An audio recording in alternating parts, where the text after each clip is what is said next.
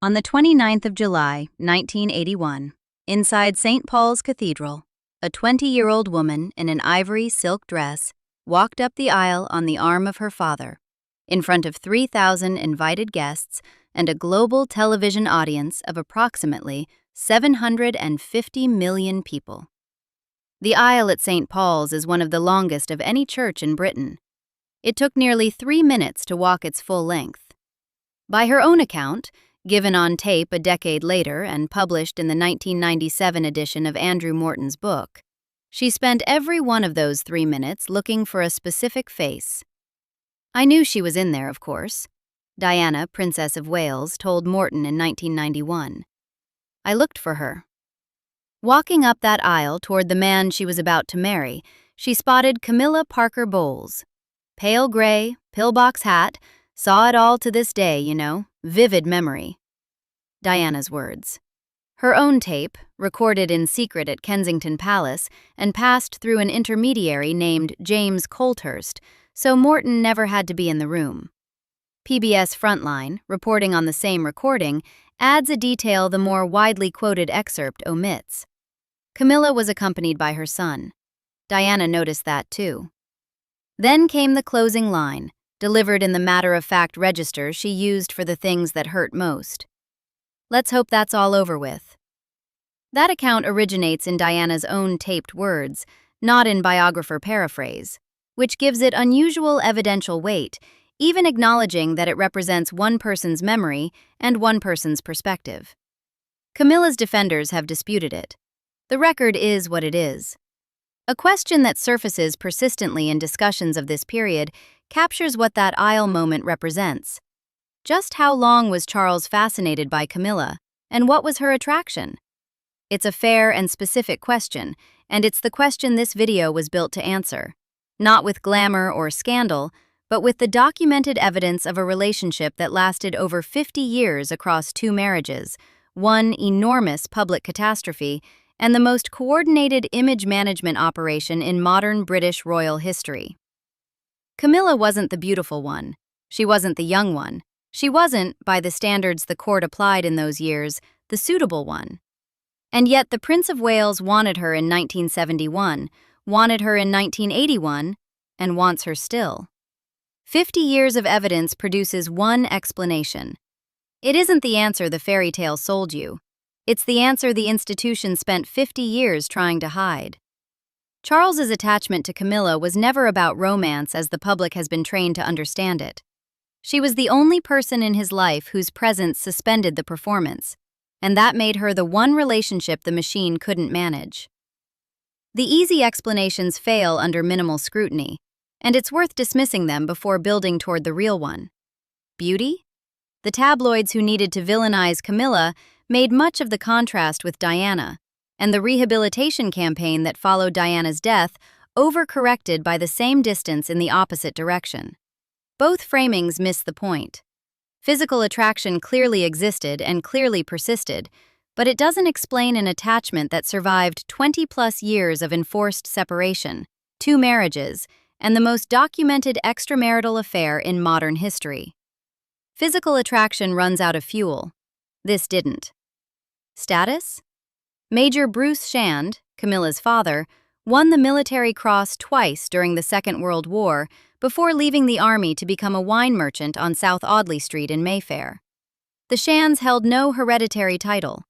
On the paternal side, the family's social position is described by Giles Brandreth, drawing on his biography of Charles and Camilla, with precise language. The Shands had position and they had help. Help in the house, help in the garden, help with children. They were gentry. They opened their garden for the local Conservative Party Association's summer fete. Enough said. Camilla's mother, Rosalind Cubitt, brought aristocratic lineage through the maternal line. Her grandfather was Roland Cubitt, the 3rd Baron Ashcombe. But that didn't translate into any meaningful proximity to the institution Charles represented. If the attraction had been a strategic alignment with an appropriate dynasty, Camilla Shand wasn't the mechanism. Novelty? This is the most durable of the wrong answers. because the framing of Camilla as a later intrusion into an otherwise intact royal marriage is useful to so many different storytellers. It's also flatly contradicted by the timeline. Charles and Camilla met in the early 1970s, 1970 or 1971, introduced through their mutual friend, Lucia Santa Cruz. By 1972, according to Penny Junor's research, Charles was in love with her. His courtship of Lady Diana Spencer didn't begin until the summer of 1980. Camilla predates Diana in his life by nearly a decade. Any framing of her as opportunistic has the chronology backwards by 10 years. None of those explanations survive contact with the documented record. The real explanation requires going much further back, to the man who walked toward Diana on that same aisle, and how he got that way. Charles Philip Arthur George was born at Buckingham Palace on the 14th of November 1948, the first child of Princess Elizabeth and Prince Philip. Before he was 4 years old, his mother became queen, which meant his earliest memories were formed in a household where she was simultaneously the most important person in the country and perpetually unavailable in the ways a child requires. Queen Elizabeth II's attention was, structurally, a rationed commodity. The monarchy consumed what she had. Jonathan Dimbleby's 1994 authorized biography drew on approximately 10,000 of Charles's private papers, letters, diaries, personal correspondence, produced with Charles's cooperation. The picture Dimbleby constructs from Charles's own words is of parents who were physically and emotionally distant, and a father whose rebukes could reduce the boy to tears with regularity. That characterization appears in an authorized biography, which means Charles read it, reviewed it, and allowed it to stand. Its candor was politically purposive. It was designed to generate sympathy, but its content drew on primary sources Charles himself provided. The specific wound in this story is the relationship between Charles and Philip. Prince Philip attended Gordonston School in Moray, Scotland, as one of its first pupils. Founded in 1934 by German educator Kurt Hahn, a refugee from Nazi Germany, the school built its curriculum around physical endurance, military-style discipline, and character formation through hardship, cold showers, early morning runs, Coast Guard service, and a boarding culture that rewarded toughness and treated sensitivity as a problem to be solved. Philip thrived there. Gordonston's own institutional history records the consequence directly. Such was Gordonston's impact on HRH Prince Philip. He wanted his 3 sons to come here. Queen Elizabeth II and Lord Mountbatten both preferred Eton, closer to Windsor, better networked, more socially conventional. Philip overruled them. On the 1st of May 1962, Charles, aged 13, was flown by his father to RAF Lossiemouth in Scotland and driven from there to Gordonston. He boarded at Windmill Lodge under a regime that made no exceptions for princes. Early morning physical exercise in all weathers, cold showers, group military challenges. Philip's reasoning, as biographers reconstruct it from his choices and his known character, was that he wanted Charles to have the same life-altering experience that had shaped him. The difficulty was that Philip had thrived in exactly that environment. Charles didn't. They were constitutionally different men, and Philip appears to have found it genuinely difficult to register that difference as significant rather than as a failure of will. Charles wrote home. The letters survived into the Dimbleby biography. "The people in my dormitory are foul," he wrote. "They throw slippers all night long or hit me with pillows. I still wish I could come home." Dimbleby describes Charles's 5 years at Gordonston as an incarceration, the word drawn from Charles's own characterization of the experience.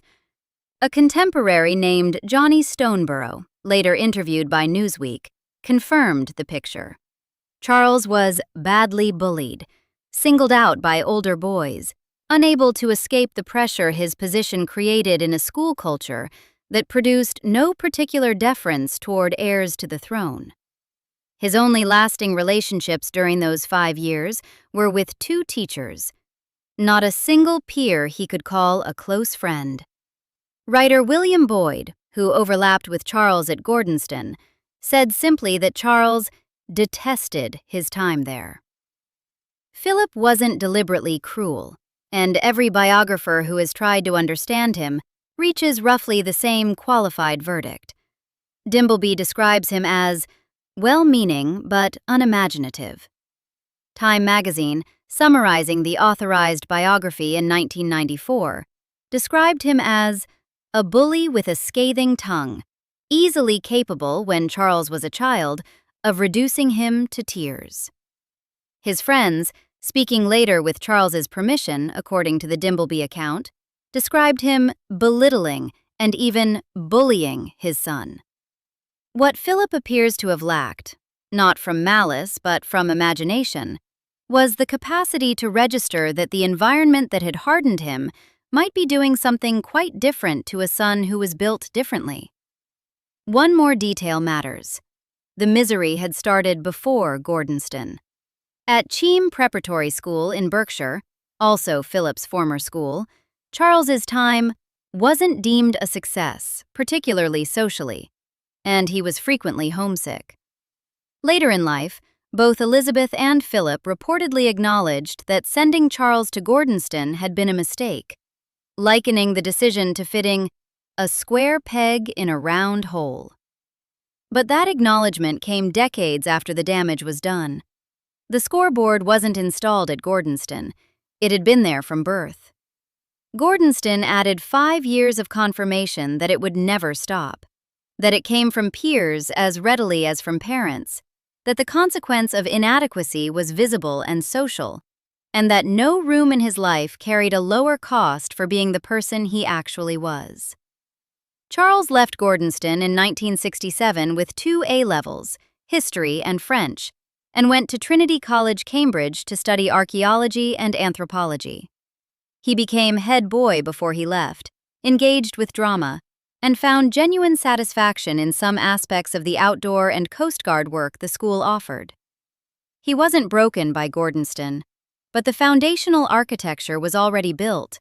A man trained from birth to perform, whose private interior, the grief and the anger and the need, had almost no legitimate vehicle for expression. At Cambridge, at Aberystwyth, where he studied Welsh, in the Navy, he found temporary, partial reliefs. None of them were structural solutions. The question his entire adult life appears to answer is what a man shaped that way does when he finally finds a space where the performance isn't required. There is a recurring pattern in Charles's documented behavior across decades of palace accounts, and it deserves serious attention because it's the thesis in miniature. Something fails to function correctly. A leaking pen, the wrong teacup, a dinner plate arriving with news he doesn't want to hear, and the response arrives faster and harder than the situation warrants. Tom Quinn, drawing on palace staff accounts in Yes, Ma'am, The Secret Life of Royal Servants, describes the recurring structure. Little bursts of irritation when details aren't right. The specific teacup, the perfectly polished shoes, the toothpaste applied precisely as he prefers, followed almost immediately by recovery.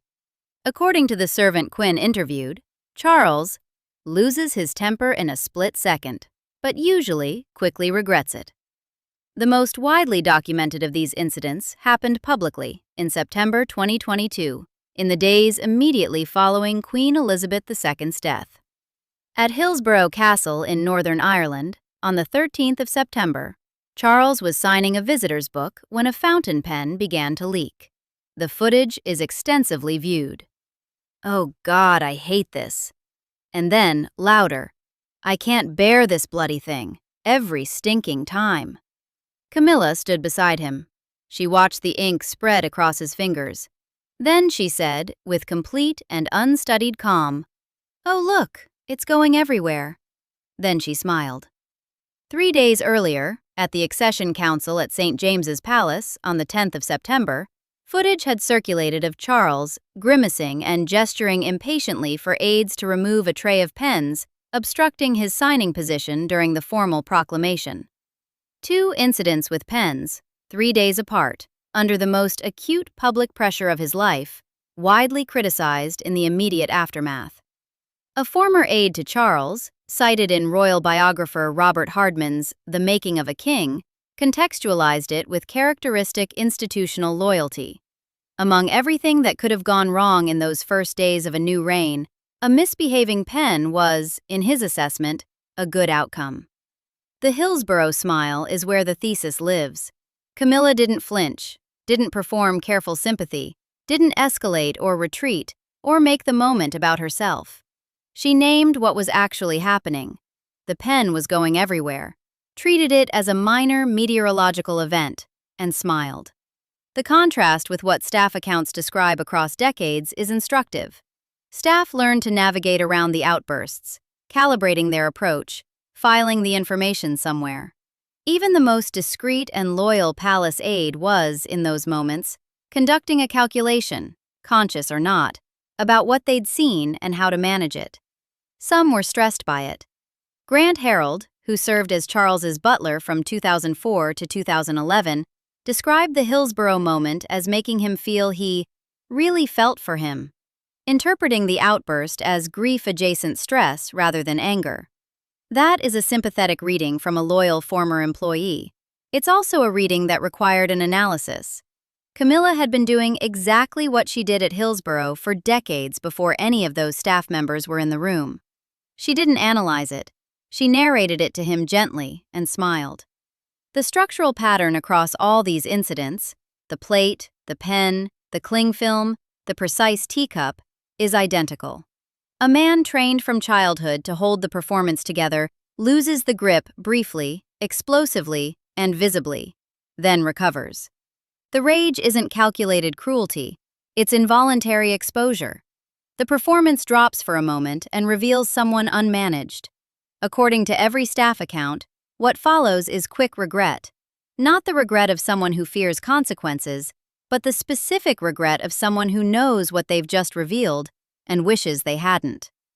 Camilla, in every documented instance across the years, treated those moments as weather, not as a crisis, not as information to be stored, not as a vulnerability to be handled carefully, just as the thing that was happening.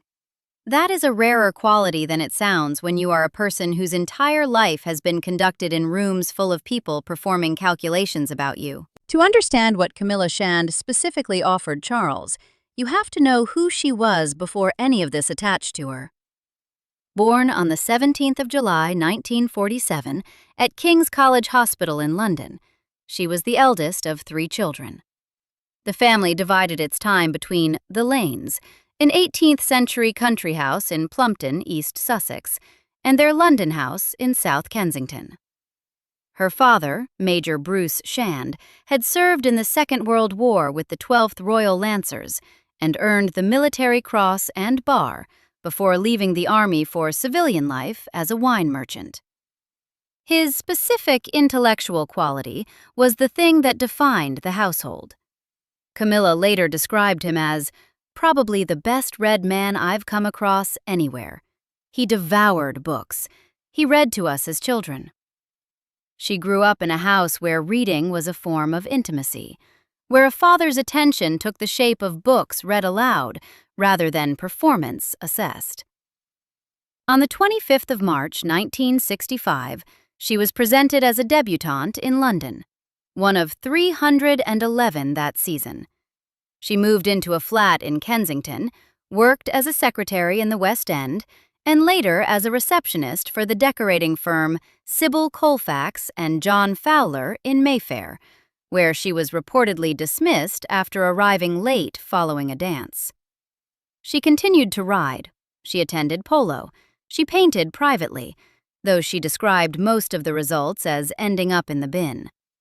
Her great-grandmother on her mother's side was Alice Keppel, the long-term mistress of King Edward VII.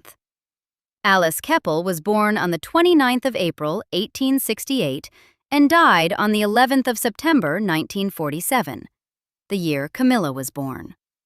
She had been Edward's mistress for approximately 12 years, until his death in 1910, and was described by contemporaries as possessing exceptional discretion, social finesse, and a rare ability to smooth the king's mood swings without appearing to manage him at all. The Viceroy of India once noted that there had been occasions when the king was in disagreement with the Foreign Office, and he had been able, through Keppel, to bring the king's views into alignment with government policy. She was a political instrument disguised as a companion, a woman who made powerful, difficult men manageable without any of the mechanics being visible. The parallel to Camilla has been drawn extensively. It isn't without substance, and it functions here as context. Camilla grew up knowing that her great-grandmother had occupied this specific role, and in an atmosphere, according to one biographical source drawing on the household's character, where such arrangements were treated as a known feature of certain kinds of life rather than as scandal. Whether that upbringing produced a particular disposition toward powerful men who needed managing, or whether it simply produced a woman who happened to share an instinct her great-grandmother possessed, isn't something the documentary record can resolve. The parallel exists. It isn't the explanation. The explanation is more straightforward. History Extra, drawing on biographical material, describes the young Camilla as possessing a boisterous sense of humor and utter lack of self-consciousness that made her a favorite of both sexes. Penny Junor, whose biographies of both Charles and Camilla remain the most evidence-dense accounts of the relationship, describes her in The Duchess as a twinkly, sexy woman with a husky laugh that men adored, a life force who said outrageously funny things. The Oprah Daily, citing the same Junor material, adds that she was warm, approachable, and very easy to talk to. A sourcing note is essential here. The description of Camilla as an exceptional listener appears consistently in biographies published after 1993, during the years of gradual public rehabilitation. It has become shorthand, repeated often enough to flatten an underlying observation into a slogan. The more precise version, that she was genuinely attentive and almost entirely without the deference that proximity to royalty usually produces, appears consistently enough across sources to suggest something real at its core. The packaging came later. The quality appears to have been there from 1971. What she offered a 22-year-old Prince of Wales who had survived Gordonston and was already deep inside the machinery of royal obligation was something his position made almost structurally impossible to find. A person who had not decided in advance who he was. She wasn't managing him, wasn't in awe of him, wasn't performing friendship at him. In a life where every person he encountered occupied a role, courtier, press secretary, adoring public, calculated biographer, she appears to have been simply in the same room with him, without the room becoming a performance. For a man whose entire existence had been conducted as performance, that wasn't a minor offering. It was the specific thing the structure couldn't produce and couldn't replicate. Charles and Camilla became romantically involved in 1971. The exact moment of first meeting is disputed among biographers. Some place it at polo at Windsor Great Park, others at Annabelle's nightclub in Berkeley Square, others at the home of Lucia Santa Cruz. The Wikipedia article on Queen Camilla is specific on this point.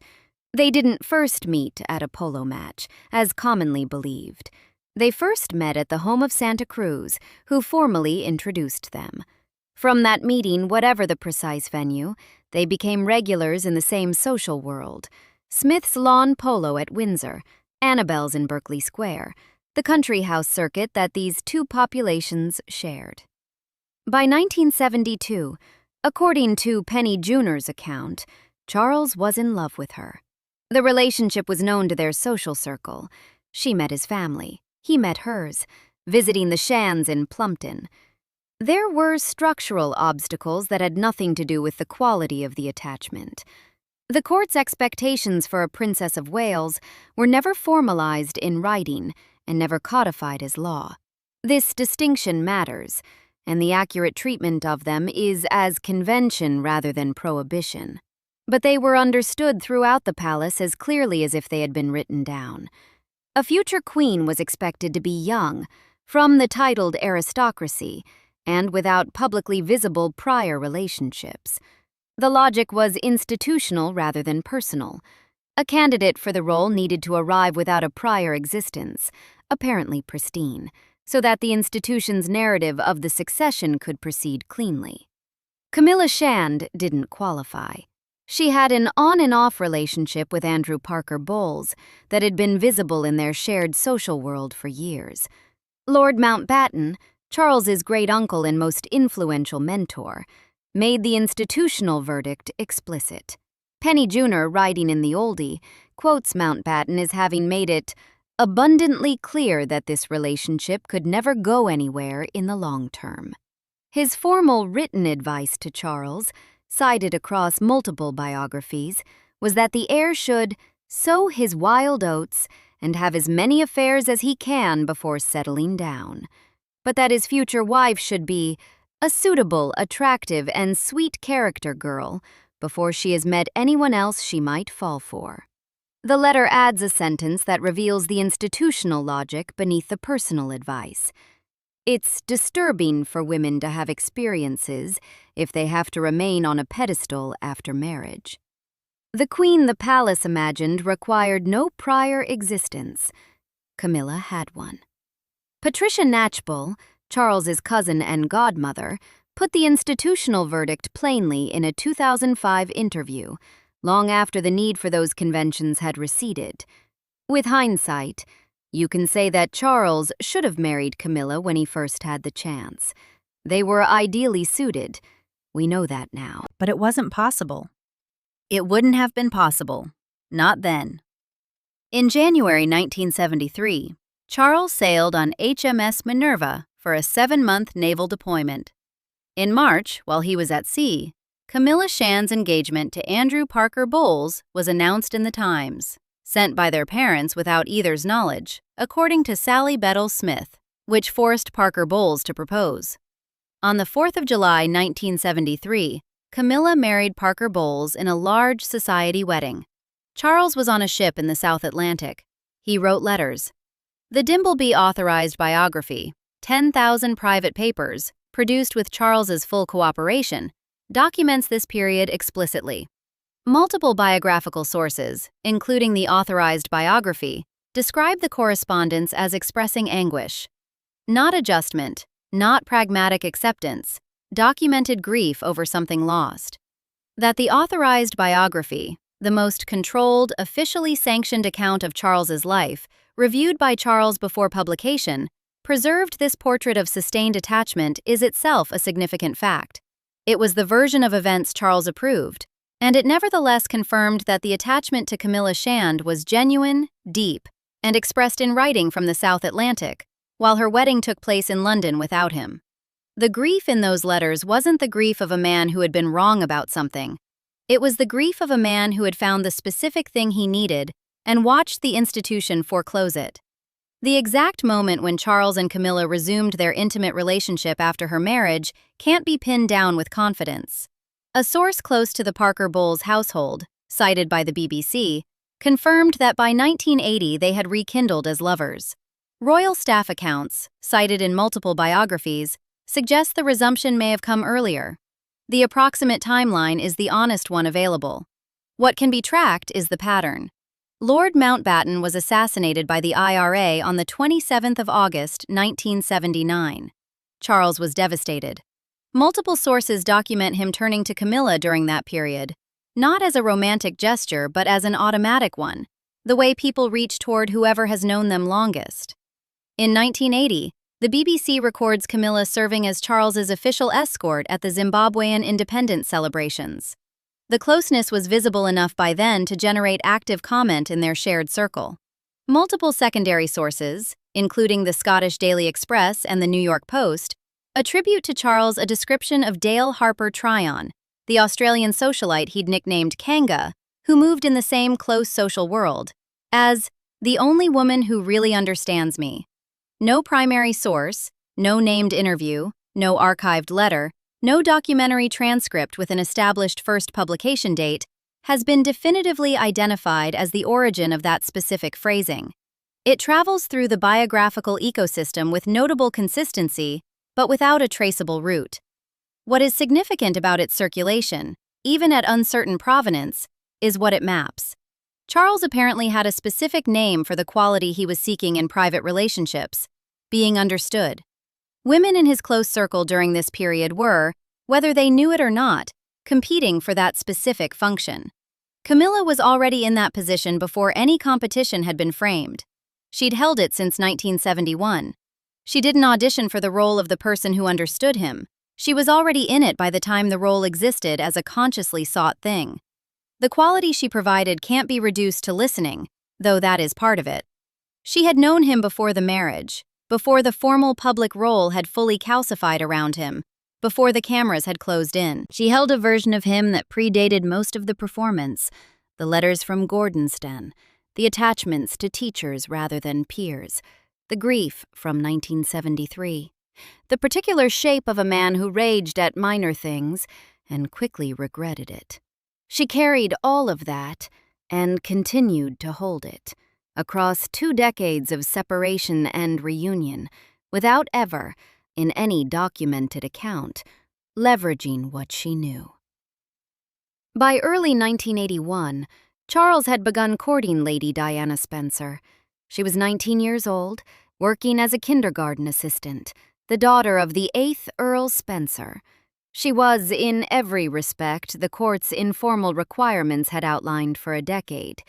The institutional answer: young, from the right aristocratic lineage, without publicly visible prior relationships. Charles proposed at Windsor Castle on the 6th of February 1981. Diana accepted. 2 weeks before the wedding, Diana discovered a package at Kensington Palace, a bracelet Charles had commissioned for Camilla, its design featuring entwined C's. Valentine Lowe's Courtiers, drawing on palace sources, confirms this. Diana confronted Charles. He described it as a farewell gift, a formal goodbye to the relationship. She didn't believe him. The wedding went ahead anyway.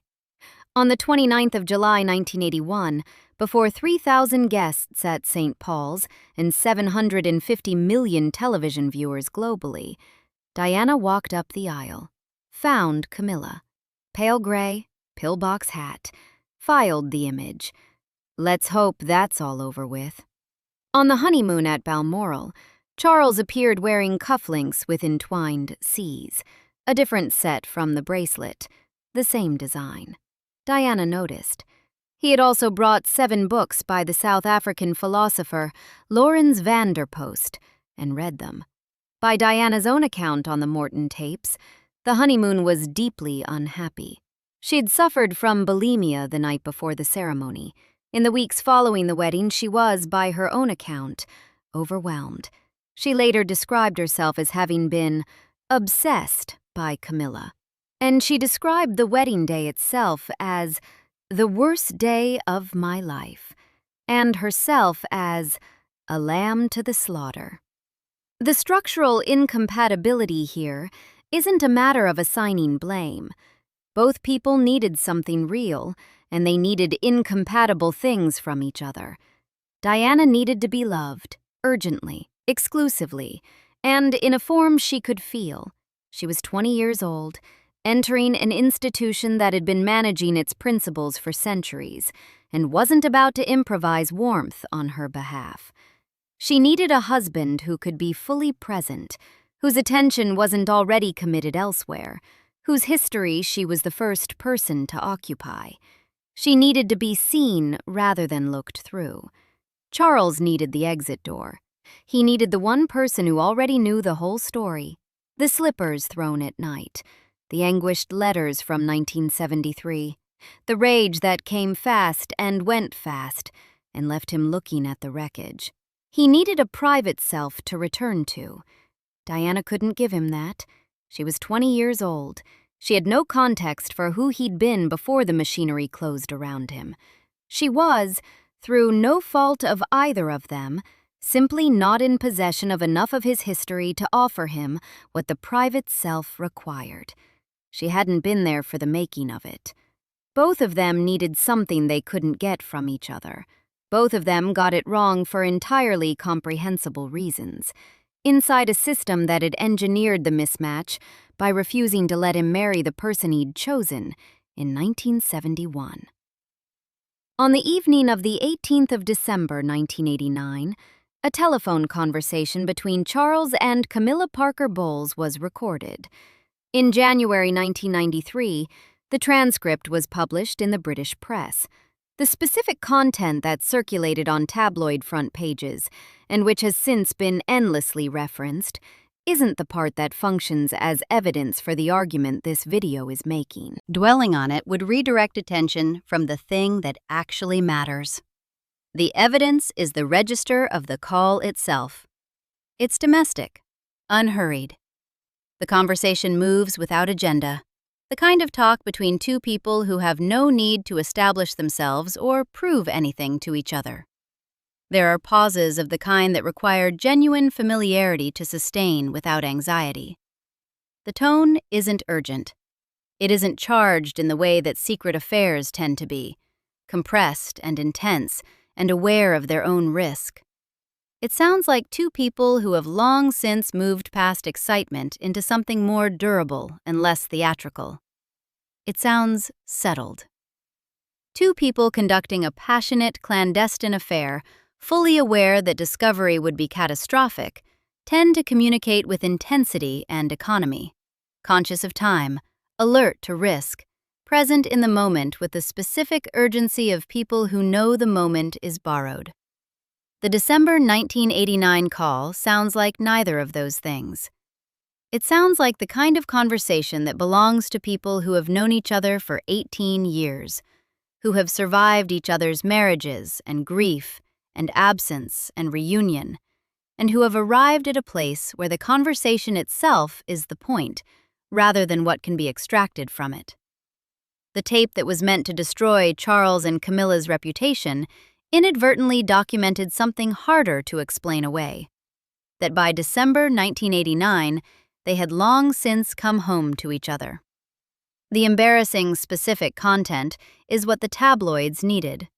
The register, the ease, the domesticity, the absence of urgency, is what the thesis requires. Earlier that same year, Diana had confronted Camilla directly. At a party near Richmond celebrating the 40th birthday of Camilla's sister Annabelle, Diana arrived unannounced.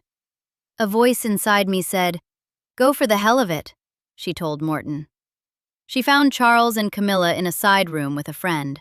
She sent the men away. Then, by her own account on the tapes, "I want my husband." Camilla's response, as Diana described it, "You've got everything you ever wanted. You've got all the men in the world falling in love with you, and you've got 2 beautiful children. What more do you want?" The confrontation ended. Diana sobbed all the way home in the car. The protection officer who drove her back, Ken Worf, later confirmed they didn't speak. Camilla had known what this relationship was for 20 years by then. There was nothing for her to perform in that room. She had already decided, long before, what she was willing to carry. In June 1994, Jonathan Dimbleby presented a documentary for ITV, Charles, the Private Man, the Public Role, in which Charles confirmed on camera what had been suspected for years. He had been faithful to Diana, he said, until it became irretrievably broken down, us both having tried.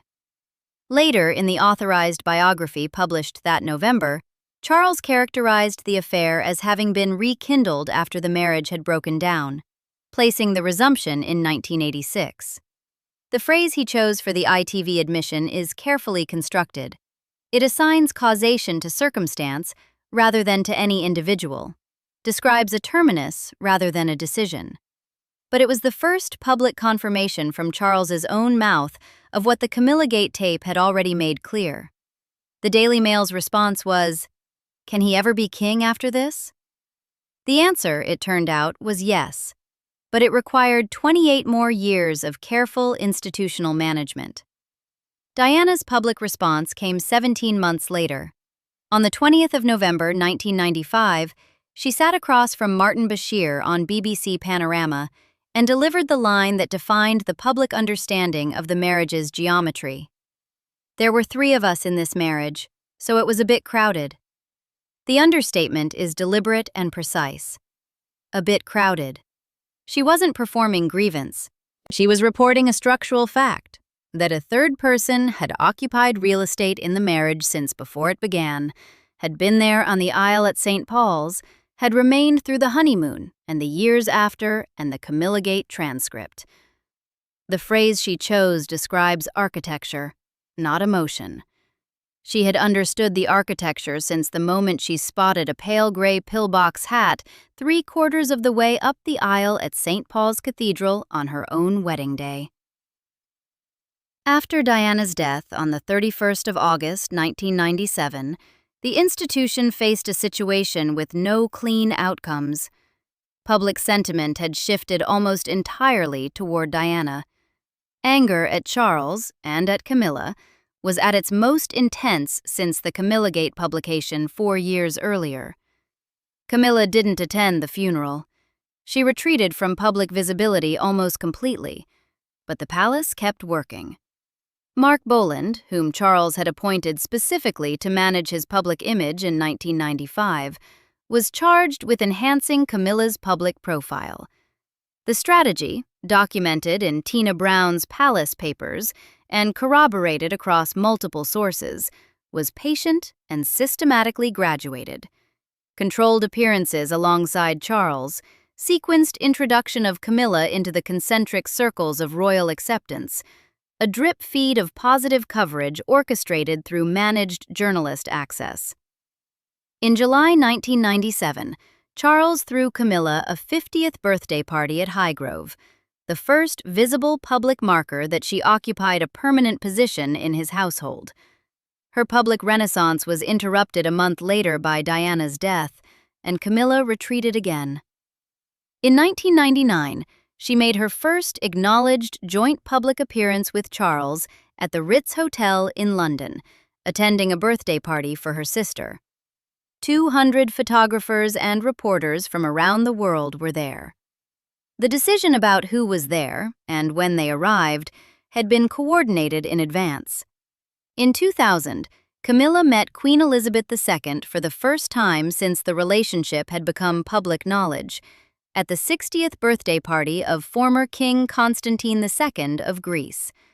That meeting was read immediately by everyone present as a visible institutional signal.